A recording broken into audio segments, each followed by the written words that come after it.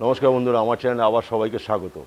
আজ যে বিষয়ে আলোচনা করব, আমরা এখন বিভিন্ন চ্যানেলে পডকাস্ট যে রেকর্ডিং হয় সেটা কিভাবে হয় সেটার উপর একটুখানি আমরা আজকে ডিসকাস করব।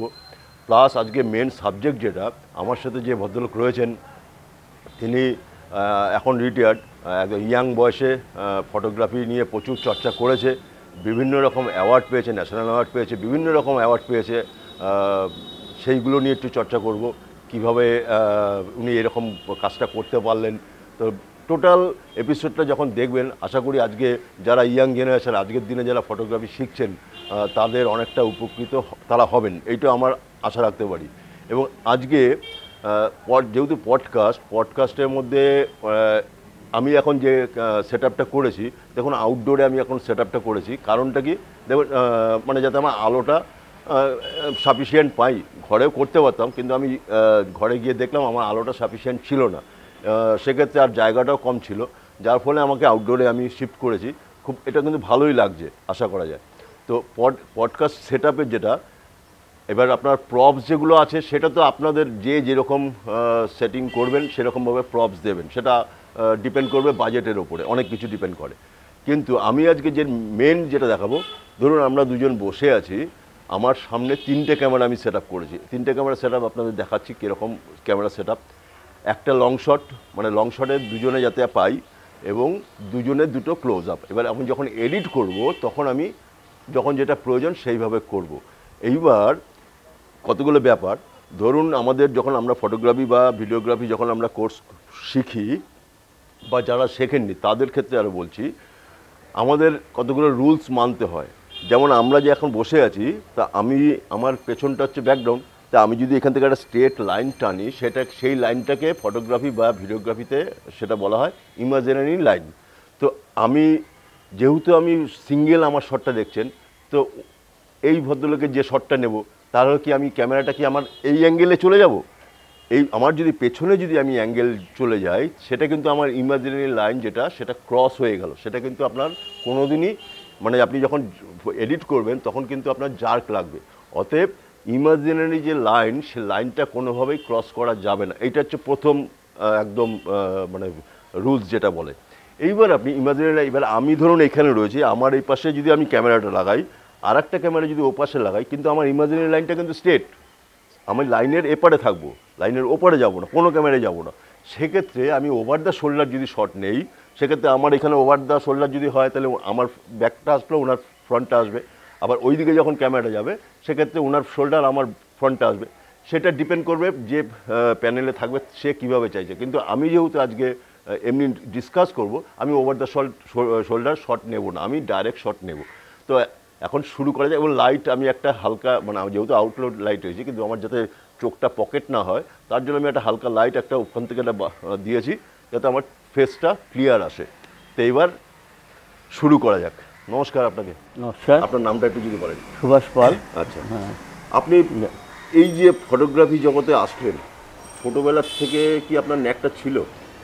ন্যাক বিশেষ একটা ছিল না, কিন্তু কাকা যখন আমেরিকায় থাকতেন, কাকা আমেরিকা আসার সময় আমাকে আশাই পেন্টেক্স একটা ক্যামেরা দিয়ে যায়। আচ্ছা, আশাই পেন্টেক্স আমাদের একটা ক্যামেরা দিয়ে, সেই ক্যামেরাটা দিয়ে আমি এখন দেখি তো ছবি তোলা যেতে পারে। ওটা মোটামুটি 1980। তারপরে একজন বিকাশ বোস বলে এক ফটোগ্রাফার, তার ডাকরুম আছে, ফটোগ্রাফিতে অনেক বড় বড় কাজ করেছেন উনি। উনি সত্যিদা ফিল্ম স্টুডিও পড়াশোনা করাতেন। তারপরে নিমাই ঘোষ, সুনীল দত্ত, এদের সঙ্গে আমার আলাপ হয়েছিল ওনার মাধ্যমে। সেগুলো উনি আমাকে প্রচুর গাইড করেছেন। এবং আমার পয়সা কম ছিল, অনেক সময় না উনি বিনা পয়সা প্রিন্ট করে কম্পিটিশনে পার্টিসিপেট করার জন্য করে দিয়েছেন। আমি ওনার কাছে চিরকৃতজ্ঞ। উনি এখনও জীবনে শ্যামনগরে থাকেন। উনি আপনি যখন 80 কথা বলছেন, 80-তে যখন, তখন আপনার বয়স কীরকম ছিল মোটামুটি? 80-তে আমার বয়স কত হবে মা? এখন তো ধরো 70, মানে 20-22 এরকম? না, আরও বেশি। আচ্ছা, হ্যাঁ, 45 পর্যন্ত, 25-26। তো তখন একদম ইয়াং। তখন মানে গ্র্যাজুয়েশন কমপ্লিট হয়ে গেছে? গ্র্যাজুয়েশন তো আরও টুকটাক কোর্স করেছি, সাথে সাথে ওগুলো চলছিল কন্টিনিউ চলছিল। দেখুন, একটা জিনিস এবার একটা ফলো করুন, মানে ফটোগ্রাফি করতে গেলে কিন্তু এটা শিক্ষার একটা দরকার, এটা মানে 100%। এবার অনেকেই আপনারা দেখেছেন হয়তো, যে ওই পয়সা আছে, ফটোগ্রাফি ক্যামেরা কিনলো, ছবি তুললো, সেই ছবি আর শিখে ছবি তোলা বা কারোর কাছে ট্রেনিং নিয়ে ছবি তোলা আকাশ পাতাল তফাৎ, ঠিক আছে? তো ওই সময়টা তো আপনি ওই আশাই পেন্টেক্স ক্যামেরাটা ছিল। হ্যাঁ, তারপরে ওটা দিয়ে শুরু করলাম, শুরু করে দেওয়ার পর আমি ছায়াপথ যে ফটোগ্রাফি ক্লাব আছে তাতে ভর্তি হলাম, 3 বছরের একটা ডিপ্লোমা কোর্স করলাম। এটা করার পর আস্তে আস্তে এই কম্পিটিশনে সেই কম্পিটিশনে নাম দিলাম, অনেক প্রাইজও উইন করলাম। আচ্ছা, হ্যাঁ, তারপরে তখন তো টোটালটাই ফিল্মে ছিল। হ্যাঁ, টোটালটাই ফিল্মে। যেমন আপনি যেমন আশাই পেন্টেক্সে আপনি ইগুলো, আমারও পেন্টেক্স K1000 ছিল। আমারও K1000 ছিল। K1000 মানে মারাত্মক একটা ক্যামেরা। আমি পেন্টেক্স K1000 এর উপরে আমি একটা এপিসোড করেছিলাম। আর আমার অ্যাকচুয়ালি হাতে খড়ি ছিল আমার বাবার, যেটা আমার বাবার বেলো ক্যামেরাটা ছিল। তো বেলো ক্যামেরাটা দিয়ে আমার হাতে খড়ি। তো তারপরে আমি আশাই পেন্টেক্স K1000টাই হলাম। তো তারপরে ওই 80 সময় আপনি ওই করতে করতেই ওই সময় ট্রেনিংটা নিলেন। হ্যাঁ, ছায়াপথে ভর্তি হলাম বোধহয় ওই 82-83 এরকম হবে, ঠিক খেয়াল নেই। তারপরে আমি জব পেলাম, সেন্ট্রাল গভর্নমেন্টের জব পেলাম 1985-এ। মেরিন হাউসে আমি চাকরি করতাম, মেরিন হাউসে এসএসসি পরীক্ষা দিয়ে চান্স পেলাম, এখানে ঢুকে গেলাম, এখানে চাকরি করা শুরু হলো। চাকরি করার পাশাপাশি এগুলো চলতে থাকলো। তারপরে আবার ইচ্ছা হলো যে একটু ইঞ্জিনিয়ারিং পড়বো, কারণ আমার সায়েন্স ছিল। তা আমি আবার জ্ঞান ঘোষে ভর্তি হলাম। হ্যাঁ, নাইটে করতাম ওটা। অফিস করে আপনি চাকরি পেলেন কোন ইয়ারে? আমি চাকরি পেয়েছি 85-এ। 85 মানে তার আগে আপনি ইঞ্জিনিয়ারিংটা ভাবলেন পড়বেন? না, তার আগে মানে পলিটেকনিক পড়ে চাকরি বাকরি পাবো কিনা জানি না। না, এই জায়গাটা কনসেপ্টটা আমার ক্লিয়ার হলো না। ধরুন এখনকার ইঞ্জিনিয়ারিং পড়তে গেলে জয়েন্ট দিয়ে পড়তে হয়, তখন কি জয়েন্ট ছিল না? হ্যাঁ, পলিটেকনিক জয়েন্ট আলাদা, এই জয়েন্ট আলাদা। হ্যাঁ, পলিটেকনিকটা তো আলাদা। আমি পলিটেকনিক করেছি। আপনি পলিটেকনিক? হ্যাঁ, জ্ঞান ঘোষ থেকে পলিটেকনিক করেছি। 5 বছর সিভিল ইঞ্জিনিয়ারিং ছিল, 5 বছর নাইটে ছিল, আর ডেতে ছিল 4 বছর। আচ্ছা আচ্ছা। হ্যাঁ, আমি নাইটে করেছি। চাকরি যারা করে তারা পড়তে পারে, নাইটে পড়তে পারে, একটা সার্টিফিকেট লাগে যে এই কোম্পানিতে অ্যাটাচড আছে, করে পড়েছিলাম, ওটা কমপ্লিট করেছি ওটাও। এই আর চাকরি সূত্রে তারপরে মেরিন হাউসে চাকরি করা, প্রথমে ক্লার্ক হিসেবে ঢুকেছিলাম, তারপরে প্রমোশন পেয়ে ডেপুটি সুপারিনটেন্ডেন্ট হয়ে রিটায়ার করলাম। বম্বেও 2বার গেছিলাম, 2বার আমাকে ট্রান্সফার করেছিল, 2বার গেছিলাম। এই হচ্ছে চাকরির লাইফ। আর ফটোগ্রাফির লাইফে আমি ইন্টারন্যাশনাল অ্যাওয়ার্ড পেয়েছি, ন্যাশনাল অ্যাওয়ার্ড পেয়েছি, এমনি ছোটোখাটো। সেই অ্যাওয়ার্ডগুলো কি মানে ধরুন একটা কোনো প্রজেক্ট হয়েছে, প্রজেক্টে গিয়ে আপনি পার্টিসিপেট করেছেন, তারপরে কি সেই ছবির থেকে হয়েছে না ইন্ডিভিজুয়াল কেউ প্রত্যেকেই গেছে? ইন্ডিভিজুয়াল, ওগুলো বিজ্ঞাপন দিয়ে ফটো কম্পিটিশন, বিজ্ঞাপন বেরোয়। হ্যাঁ, বিজ্ঞাপন ফটো কম্পিটিশন, সেটা আসলে ফলো করতাম, কোথায় কোথায় বিজ্ঞাপনগুলো বেরোয়, কীভাবে বেরোয়, ওগুলো ফলো করতাম। ফলো করে সেগুলো আমি ওই দেখে পার্টিসিপেট করতাম। ছবি এই সাবজেক্ট বলে দিত ওরা, কোন সাবজেক্টের উপর ফটোগ্রাফি দরকার, সেই সাবজেক্টগুলো বলার পর সেই ছবিগুলো আমি সিলেক্ট করে প্রিন্ট করে পাঠাতাম। পেয়েছি, অনেক সময় পাইনি, অ্যাওয়ার্ড পেয়েছি অনেক সময়। একটা জিনিস সেটা আমার আপনারাও হয়তো জানার কৌতূহল থাকবে, এই যে বিজ্ঞাপনটা বেরোতো নিশ্চয়ই পেপারে বা কিছুতে খবরের কাগজে বেরোতো। এইবার তখন তো আর আমাদের নেট ছিল না, আপনার টোটালটাই মানে পোস্ট অফিসের থ্রু, মানে পোস্ট অফিস, তারপরে তোমার যে ফটোগ্রাফি অ্যাসোসিয়েশন ছিল তাদের মাঝে যোগাযোগ মধ্যে পেতাম। হ্যাঁ, তাদের মধ্যে পেতাম। স্টুডিওতে যেতাম, স্টুডিওতে যে তারা খোঁজ খবর আসতো, এখানে কম্পিটিশনে পার্টিসিপেট করো, এইভাবে আস্তে আস্তে। আর তখন তো আপনার যেটা আপনার মেন ফিল্ম ছিল, তো ফিল্মের মধ্যে আপনি মানে ধরুন কোডাকো ছিল, ফুজি ছিল, আরও অনেক বিভিন্ন রকম কোম্পানি ছিল। কোন মানে এইবার একটু টেকনিক্যাল টার্মে আসি, তাহলে আমাদের যারা এখন শিখছে তারাও অনেক হবে। ধরুন আইএসওটা কম, মানে 100 আইএসও, 200, 400, আপনি কোনটা প্রেফার করতেন বেশি? আমি 100 আইএসও বেশি। 100 কোডাক। কারণ হচ্ছে সেই কোডাক হতে পারে, ফুজি। এবার কোডাকের একটা কালার টোন, ফুজির একটা কালার টোন, সেটা সম্পূর্ণ একদম। তখন তো ব্ল্যাক অ্যান্ড হোয়াইট ছিল একদম। হ্যাঁ, ছিল না, কালার কি এসেছিল তখন? হ্যাঁ, কালার ব্ল্যাক অ্যান্ড হোয়াইটে ছিল। ব্ল্যাক অ্যান্ড হোয়াইট তো ছিলই, কালারও চলে এসেছে। মানে 82 তে কালার চলে এসেছে। কালার ফিল্ম, কালার প্রিন্ট সবই চলে এসেছে। আপনি কি ডার্ক রুমে কাজ করতেন? করেছিলাম মাঝখানে, কিন্তু সময়ের অভাবে ছেড়ে দিয়েছিলাম। ডার্ক রুম আমার ছিল, ব্ল্যাক অ্যান্ড হোয়াইট শুধু প্রিন্টটাই করতাম, কিন্তু সময়ের অভাবে ওটা করতে পারিনি, ডেভেলপও করতে পারিনি, আর ফার্দার ডেভেলপমেন্ট করতে পারিনি।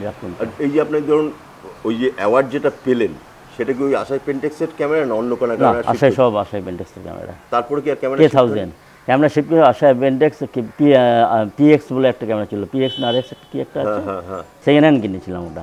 ওটা সেকেন্ড হ্যান্ড কিনে ওটা দিয়ে কিছুদিন চালিয়েছিলাম, তারপরে আশাই পেন্টেক্সে চলে গেছিলাম। তারপর আর ফটোগ্রাফিটাই বন্ধ হয়ে যায় যখন আমি বম্বে শিফট হয়ে যায়। ফ্যামিলি ফ্যামিলি নানা রকম গ্রাউন্ডে, নানা রকম শারীরিক গ্রাউন্ডে আমার আস্তে আস্তে ফটোগ্রাফিটা অফই হয়ে যায়।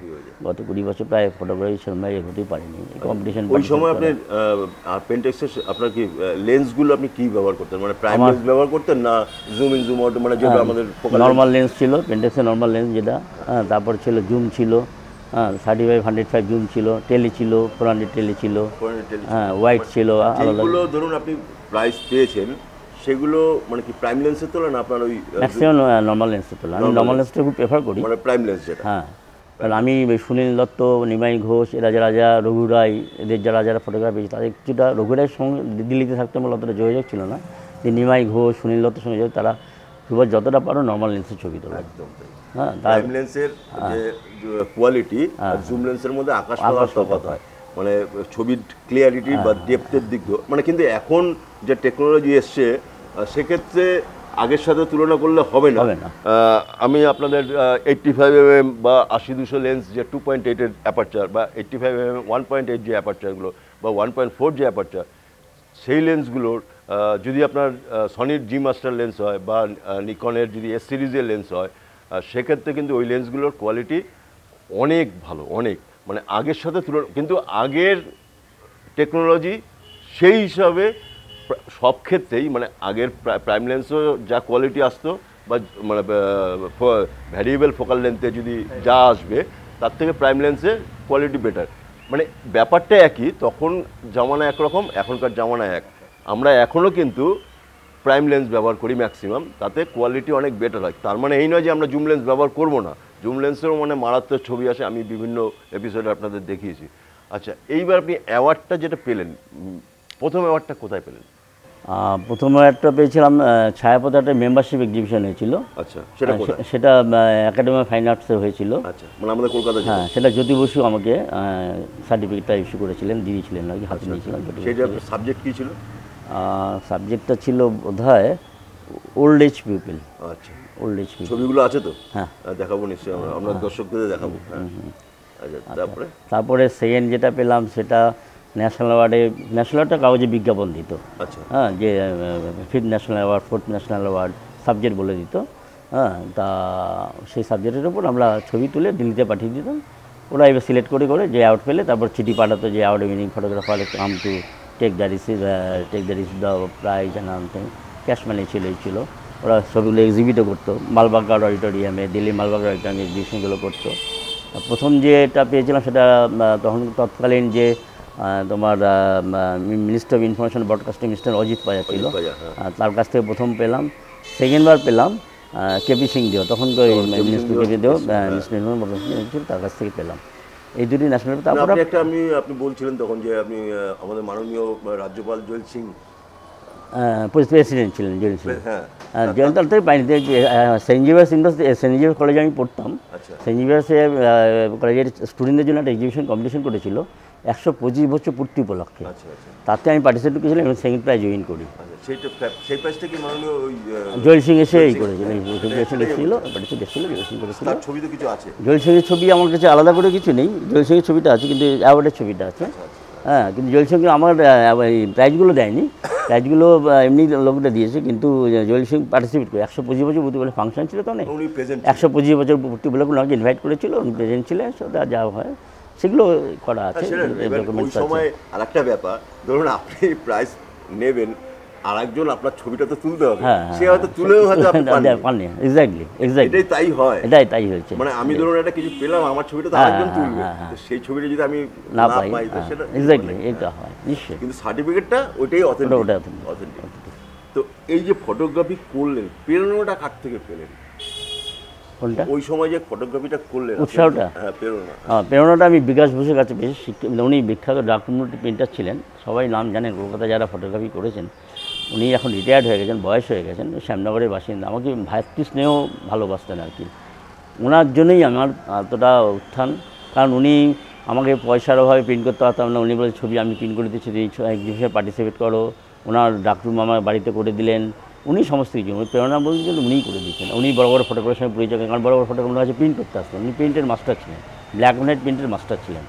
হ্যাঁ, তা উনি প্রিন্ট করে দিতেন বলে ওদের ফটোগ্রাফার যা চ্যানেল ছিল আমার সঙ্গে পরিচয় করে দিতেন। এইভাবে আমার আস্তে আস্তে আস্তে বাড়তে থাকে আর কি সব কিছু। মানে প্রথম ট্রেনিং তেমন ওই দেশপ্রিয় পার্কের ওই ক্লাস যেটা ট্রেনিং মানে একাডেমিক যেটা ট্রেনিং সেটা দেশপ্রিয় পার্কের তীর্থপতি ইনস্টিটিউশনে ছায়াপথ বলে যে ইনস্টিটিউটটা ছিল। আর বেসিক্যালি যেটা সমস্ত কিছু করা উৎসাহ দেওয়া সেটা বিকাশ বোস সমস্ত কিছু করেছেন। আপনি তো একটা ইন্টারন্যাশনাল অ্যাওয়ার্ডও পেয়েছিলেন মনে হয়, সেই অ্যাওয়ার্ড সম্বন্ধে একটু বলুন না।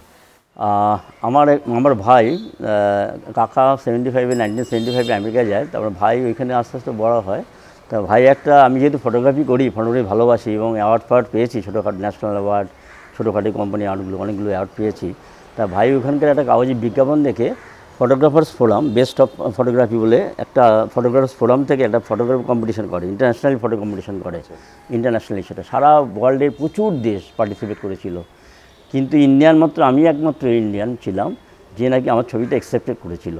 প্রায় 24,000 ফটো জমা পড়েছিল, 24,000 ছবি জমা পড়েছিল, তার মধ্যে আমি ঢুকেছিলাম আর কি অ্যাজ অ্যান ইন্ডিয়ান।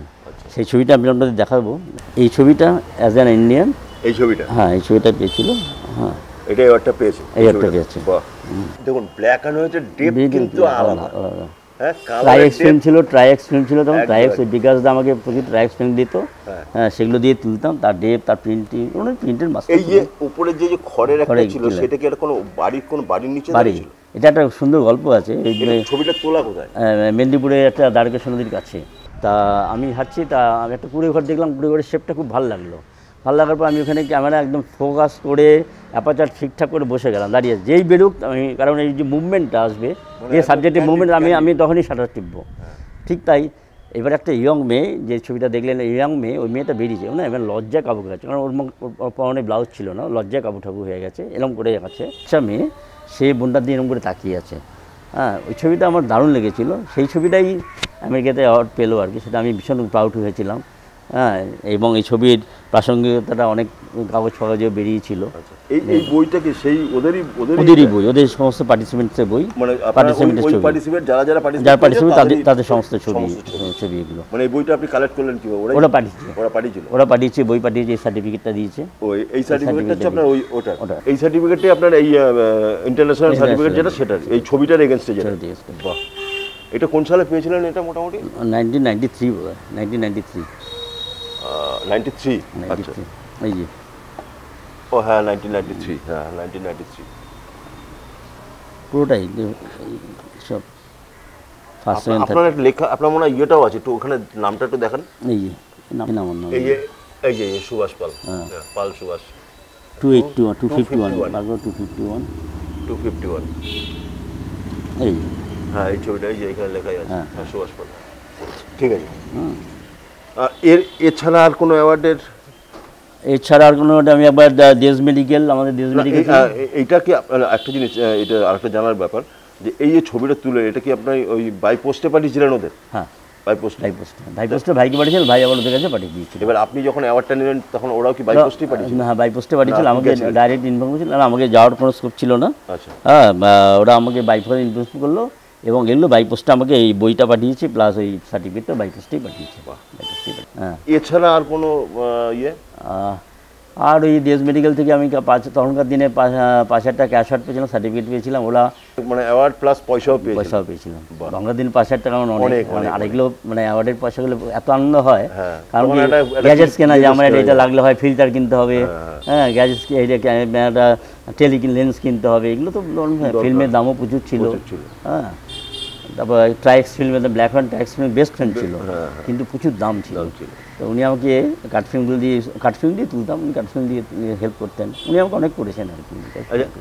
এমন কোনো ঘটনা আছে যে আপনি ধরুন কাজ করতে গেছেন, যে একটা মারাত্মক স্মৃতি জড়িয়ে আছে?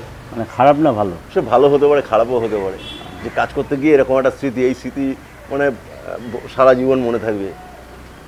সে তো হয়েছে, একবার হয়েছিল, এটা ঝাড়খণ্ডে হয়েছিল।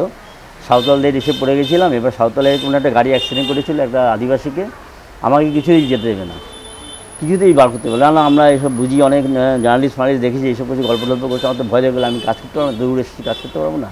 তখন আমি আনন্দবাজারে একটা কার্ড ছিল, সেই কার্ডটা দেখালাম, বলে মানে দেখুন দাঁড়ান, আপনাদের যদি খবরটা পাবলিশ না হয় তাহলে আপনারা কী করে সিকিউরিটি পাবেন, কী করে পুলিশ কী করে করবে। তখন ওরা বুঝলো, তখন এই দুটো ঘটনা আমার খুব ভালো ছিল। আপনি তো টোটালি মানে ফিল্মে ছিলেন, ফিল্ম থেকে কি ডিজিটালে কনভার্ট হয়েছিল? না, আমি কখনো ডিজিটাল মানে আমার একটা খোঁজ ছিল, মানে কাজের চাপ? হ্যাঁ কাজের চাপে বলো না, এটা আমার একজন আমরা যখন একটা ইন্টারভিউ বেরোয় আমার, যে সাংবাদিক প্রশ্ন করেছিল তুমি খালি স্টিল করে কেন, বলে আমি স্টিলকে বিশ্বাস করি যখন ওটা হাতের কাছে সবসময় পাওয়া যায়, ভিডিওকে বিশ্বাস না, ভিডিও এই লাগাতে হবে সেই লাগাতে হবে, এগুলো পাওয়ার জন্য সেটা আমার কাছে লেখাও আছে, সেই নিউজটা আছে আমার কাছে। হ্যাঁ, বলে সুভাষ এরকমই ভাবতো, সুভাষ ক্যামেরা কাঁধে নিয়ে ঝুলে যেত, কোথায় বীরভূমের, কোথায় দ্বারকেশ্বর নদী, কোথায় শান্তিনিকেতন, ভোরবেলায় বেরিয়ে যেত, ছবি তুলতো হাঁটু ভাঙা জলে। আর বেশিরভাগ মানে ওর মানে মেন সাবজেক্ট ছিল পোর্ট্রেট আর ক্যান্ডিড পোর্ট্রেট, এগুলো ছিল, এগুলো নিয়ে সারাদিন কলকাতায় থাকলে কলকাতায় ছবি তুলতো। গ্রামে গ্রামে প্রচুর ঘুরেছি, প্রচুর গ্রামে গ্রামে ঘুরেছি, দীঘা, বীরভূম, এসব প্রচুর ঘোরা। হ্যাঁ, ডিজিটালে আপনি শিফট ডিজিটাল আমি শিফট করি, ডিজিটাল জাস্ট যেটা আমি একটা ডিজিটাল ইউজ করি জাস্ট ডকুমেন্টেশন রাখার জন্য, ফ্যামিলি ডকুমেন্টেশনের জন্য, ওটা ইউজ করি। এখন যেটা হ্যাঁ, ডিজিটাল ক্যামেরা আমি আর শিফট করিনি, একদমই করিনি। এখনকার প্রজন্মকে আপনার কি বার্তা দেবেন? মানে এখনকার প্রজন্ম যদি এই যে এখন যে কাজ করছে বা যারা ভবিষ্যতে আসবে তাদের উদ্দেশ্যে আপনার কি বার্তা থাকবে? কী বার্তা, এটা একটা কঠিন প্রশ্ন, কী করে কী বার্তা দেবো। কিন্তু আমি না স্টিল ফটোগ্রাফিতে খুব বিলিভ করতাম। আমি ডিজিটালি আসলে কি ডিজিটালি কী হয়, টেকনিক্যালি তো অনেক ডেভেলপ করে গেছে, টেকনিক্যালি অনেক হেল্প করে, একদম। হ্যাঁ কম্পিউটারে দেখে অনেক হেল্প করে, সেটা কিন্তু আমরা পাইনি, আমরা পাইনি সেটা আমাদের শারীরিক পরিশ্রম করে নিতে হয়েছে, রাস্তায় শুয়ে পড়া। আমি যখন প্রথমে ফিল্মে আমি শুরু করি তখন পাইনি, কম্পিউটারে ওই সময় পাইনি। সেই অ্যাডভান্টেজটা এরা পায়, তার জন্য এরা একাডেমিক্যালি বা মানে ডেপথ অফ ফটোগ্রাফি যেটা, সেটা আমার মনে হয় একটুখানি ডাউট আছে। চোখ যেটাকে বলে, চোখে ফটোগ্রাফি হয়, হ্যাঁ একটা মোম জ্বলছে, মোম সবাই দেখছে মোম জ্বলছে, কিন্তু মোমের বাইরে কত কিছু ঘটতে পারে, মোমের ভিতরে যে কত কিছু থাকতে পারে সেটা কিন্তু চোখ বলে দেবে, ফটোগ্রাফারের চোখ বলে দেবে। সেইটা আমার মনে হয় এই পর্যন্ত একটু কম্পোজিশন। আমি বলবো একটা মানে যে কোনো জিনিস আমি দেখছি 170 ডিগ্রি প্রায় আমি দেখতে পাচ্ছি, তো সেক্ষেত্রে এত ওয়াইড তো আর আমি একটা কম্পোজিশন রাখতে পারি না, আমার চোখে কতটা কম্পোজিশন রাখবো সেটাই হচ্ছে মেন। এবং কীভাবে পিক্টোরিয়াল সেন্সটা না, পিক্টোরিয়াল সেন্সটা আমি খুব বিশ্বাস করতাম। এই যে কথাটা পিক্টোরিয়াল সেন্স, ডিজিটালিতে পিক্টোরিয়াল করেই নেওয়া যায়, পাখি ছিল না পাখি বসিয়ে দিল, কোথায় জল নেই জল বসিয়ে দিল, সেই জায়গাটা আমার মনে একটু ইয়ে আছে, তফাৎ আছে। না তাহলে জেনে আমাদের ইয়াং জেনারেশনের মধ্যে সে কী বলবেন, মানে ফটোগ্রাফিটা কি রিয়েলি শেখা উচিত? অবশ্যই, অবশ্যই শেখার শেষ নেই। Photography is a vast subject. Sports photography আছে, ম্যারাথন ফটোগ্রাফি আছে, তারপরে ফিল্ম ফটোগ্রাফি আছে, ক্যান্ডিড ফটোগ্রাফি আছে, পোর্ট্রেট ফটোগ্রাফি আছে, ওয়াইল্ড লাইফ ফটোগ্রাফি আছে, বিশাল সাবজেক্ট। অবশ্যই ডিভোশন দরকার, ফটোগ্রাফির ডিভোশন দরকার, যে বড় কিছু করতে চায় ডিভোশন দরকার এবং সিনসিয়ারলি কাজ করা উচিত, তাহলে সে একটা জায়গায় নিশ্চয়ই পৌঁছতে পারবে, এটা আমার বিশ্বাস। আমিও সেটা বিশ্বাস করি, মানে পরিশ্রম করলে তার ফল পাওয়া, একদম একদম পরিশ্রম করলে এবং মানে মন দিয়ে যদি সেই ইয়েটার ফোকাস করতে পারে, আমার যদি গোলটা যদি ঠিক থাকে, আমি ফোকাসিংটা খুব দরকার, ফোকাসিংটা খুব দরকার। ওয়াইল্ড লাইফ যদি কেউ করে ওয়াইল্ড লাইফ নিয়েই করুক, কেউ যদি ক্যান্ডিড করে ক্যান্ডিড নিয়েই করুক, পোর্ট্রেট করলে পোর্ট্রেট নিয়েই করুক, কিন্তু সে একটা জায়গায় পৌঁছাবেই, একটা জায়গায় পৌঁছাবেই। এবং আমি এ নিয়ে একটা সুন্দর গল্প আছে আমার মনে আছে, তখন আমি ওই দূরে বেড়ায় যাই, গোলপাক রামকৃষ্ণ মিশনে একটা ছবি তুলতে হয়েছে, পণ্ডিত রবি শঙ্কর এসছেন, ওখানে ফাংশন করবেন, তা আরও প্রেস থেকে আর 2-1 জন গেছিলো। তা পণ্ডিত রবি শঙ্কর তখন মানে আসর শুরু হয়নি, দর্শক আসেনি তখন, উনি বসেছেন, তা আমরা ছবি তুলতে ব্যস্ত, তা আমি ছবি তুলছি, তা একজন ফটোগ্রাফার তার ফ্ল্যাশ গানটা খারাপ হয়ে গেছে, তা সে বলছে যে স্যার আমার আমার তো প্রেসে ছবি দিতে হবে, আমাকে অ্যাসাইনমেন্টে পাঠিয়েছে, আপনি একটু ফ্ল্যাশ গানটা দেবেন? হ্যাঁ দাঁড়া আমি তুলে নিই, কয়েকটা শট নিয়ে নিই, তারপর তোমাকে দিয়ে দেবো। তখন পণ্ডিত রবি শঙ্কর কমেন্ট করেছিলেন, পণ্ডিত রবি শঙ্কর বলেছিলেন যে বাবা ফ্ল্যাশ গানও ধার হয়। না এটা কিন্তু এই যে যেটা বললেন, আমি এই 2-3 সপ্তাহ আগে, মাসখানিক আগে একটা এপিসোড করেছিলাম, একটা ঘটনা আমার সাথেও ঘটেছিল, অনেক ঘটনাই ঘটে, কিন্তু রিসেন্টলি যে ঘটনা ঘটেছিল সেটা আমি টেলিকাস্টও করেছি। তো এটা কিন্তু প্রত্যেক ফটোগ্রাফারের উচিত একজন অপর ফটোগ্রাফারকে হেল্প করা। ধরুন আমি একটা কিছু আনতে ভুলে যেতেই পারি, হ্যাঁ, এবার ফটোগ্রাফি কী হয়, অনেক কিছু বুঝে শুনে সব কিছু ব্যাগে নিতে হয়। এই যে যেমন আজকে আমি এসছি, আমি এনডি ফিল্টার টানতে ভুলে গেছি, আমি ভেবেছি ইনডোরে হবে, তো আমি আউটডোরে করবো, আমি বুঝতে পারি এনডি ফিল্টার টানতে পারি। এইবার আমি যদি আরেকজন ফটোগ্রাফার আমার সামনে থাকে, তার থেকে যদি আমি এনডি ফিল্টারটা চাই, সে দেওয়া উচিত, অবশ্যই। কারোর ব্যাটারি একটা প্রফেশনকে আরেকটা প্রফেশনকে হেল্প করা উচিত, তবেই কিন্তু আমাদের ইন্ডাস্ট্রিটা বাড়বে। মানে আমি কাউকে দেবো না, ইয়ে করবো না, কাজের কোয়ালিটিও বাড়বে, তাই না, কাজের কোয়ালিটিও বাড়বে। হ্যাঁ, ক্রিয়েটিভিটিটা বাড়বে, এগুলো খুব দরকার। এবং আমি কি কাজ করছি, আমার থেকে যারা জুনিয়র তাদের কাজটাও দেখা উচিত। কাজ যদি দেখে যদি আমি তার থেকে কিছু নিতে পারি, সেই কাজটা আমার একটু ভালো হয়। এই রকম ব্যাপারটা নিয়েছে, এই থিমটা করেছে। ফটোগ্রাফি কিন্তু অনেকটা থিমের উপরে ডিপেন্ড করে। একদম এক্স্যাক্টলি। থিমটা কি নেয়, এখন দেখবেন থিমের উপরে ফটোগ্রাফিটা হয়।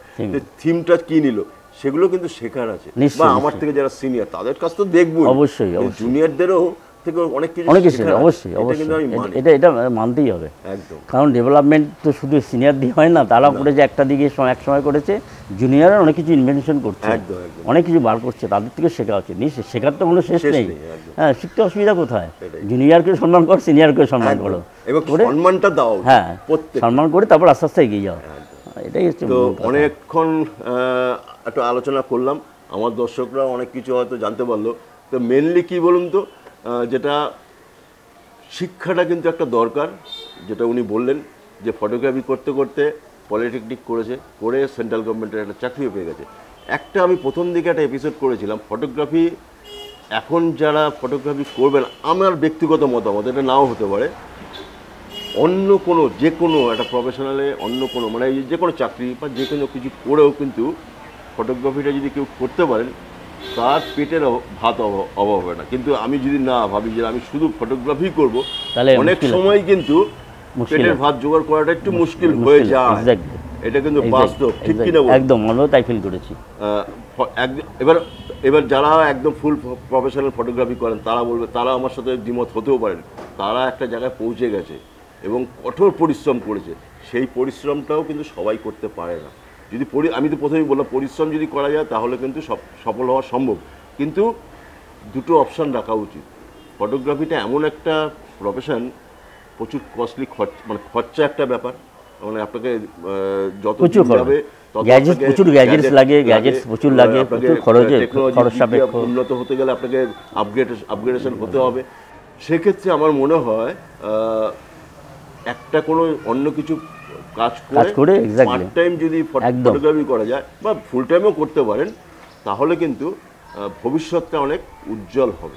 একদম তাই। তো আমার দর্শকরা অনেক কিছু আপনার থেকে জানতে পারলো, আপনাকে অনেক ধন্যবাদ এরকম অভিজ্ঞতাটা সঞ্চয় করার জন্য। তো নেক্সট টাইম আরও অন্যান্য সিনিয়র লোকদের আমি নিয়ে আসবো, আগেও দেখিয়েছি আপনাদের। তো আপনাকে অশেষ ধন্যবাদ। আমি তোমাকে ধন্যবাদ জানাচ্ছি, ভালো থেকো।